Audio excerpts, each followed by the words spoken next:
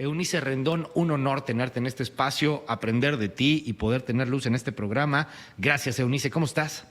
Hola Luis, muy bien, pues preocupada con esta decisión, como bien dices, de la Suprema Corte y de lo que se viene y de, bueno, aún no sabemos la postura del gobierno mexicano,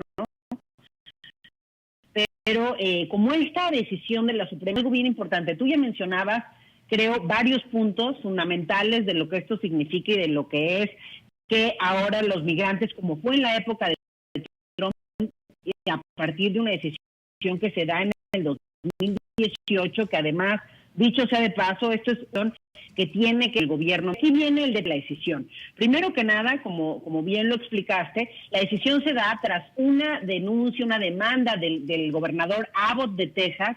Justamente un juez del Quinto Circuito decide que tiene razón el gobernador y que el gobierno de Biden, que como bien dijiste en su campaña había prometido quitar este programa inhumano y violatorio de los derechos humanos, bueno, decide que lo tiene que reinstalar. Esto se va hasta la Suprema Corte, máxima instancia, máximo tribunal, para tomar estas decisiones. Y bueno, el día de ayer justamente vemos que esta Suprema Corte también dictamina que Biden tiene que restablecer este programa de permanece en México. Aquí hay varias cosas importantes. Primero que nada, que esta decisión que tiene que ver con el gobierno estadounidense está combinándose o se mete con asuntos de política exterior, y este es un tema que no es menor, porque justamente no debería ser así ninguna de las decisiones de la Suprema Corte.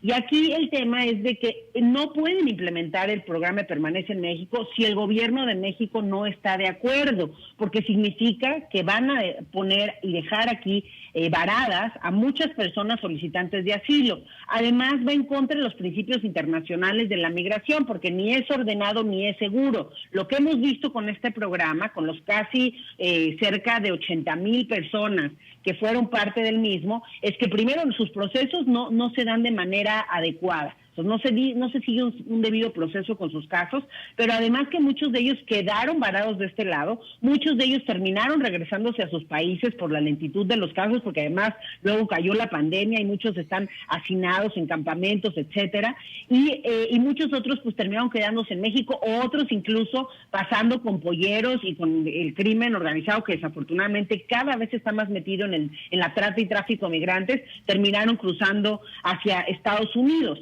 Entonces, algo aquí importante también en los datos, Luisa, mencionarte, es que cerca del 83% de las personas que han tenido que esperar del lado mexicano reportaron haber sido víctimas de algún ataque, de algún tema de inseguridad, etcétera, que esto es de datos recolectados por Human Rights, ¿no? Entonces, sí es muy importante que también veamos esta parte de la migración segura y ordenada.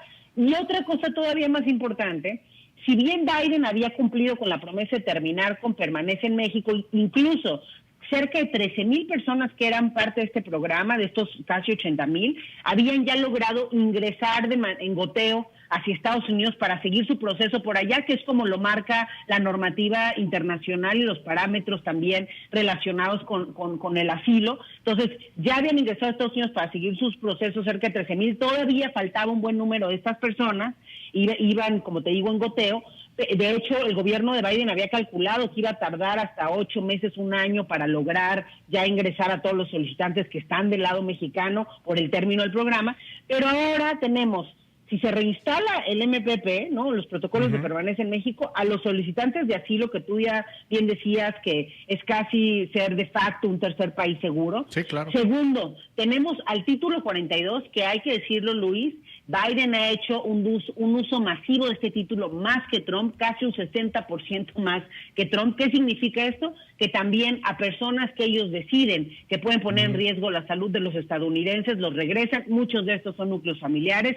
Claro. Cientos de migrantes son regresados a México cada día por diferentes puntos fronterizos. Incluso hubo un manifiesto de organismos y de la sociedad civil y de internacionales en contra de estos vuelos que se instalaron, porque están regresando los agentes de título 42 a 5 puntos: Nogales, Ciudad Juárez, Tijuana y recientemente a Villahermosa. Entonces, tenemos título 42 combinado con protocolos de permanencia en migrantes de asilo, y el anuncio que hiciera Estados Unidos hace algunas semanas hace creo que 3 semanas más o menos, el reinicio o el reuso de las deportaciones expeditas, que es una figura que existe desde 1996, pero que pues ahora la anuncian que aquellos que no puedan expulsar por título 42, entonces lo van a hacer por deportación expedita. ¿Qué es lo que genera todas estas decisiones? Además de afectaciones importantes a los derechos humanos de los más vulnerables, en este caso los migrantes,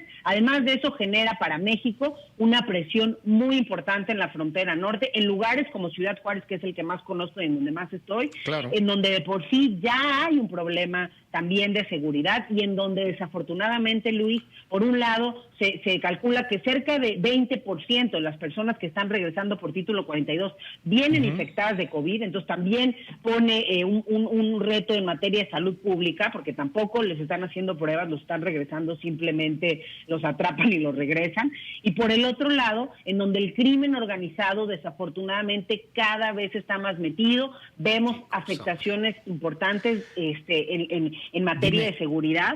Y por lo que sí lo vemos, y creo que es muy importante también, pues son, por ejemplo, detenciones importantes de traficantes. Entonces pareciera que hay una total impunidad con esto. Y el problema es que los migrantes pues no se animan tampoco a denunciar. Además lo que quieren es cruzar. Entonces es difícil armar todo el esquema y creo que tiene que ser una colaboración en los 3 niveles de gobierno. Pero lo más importante, Luis, aquí es que en México no sabemos la postura del gobierno mexicano, pero no debe aceptar que Estados Unidos decida este programa en su Suprema Corte en una decisión que nos afecta a nosotros.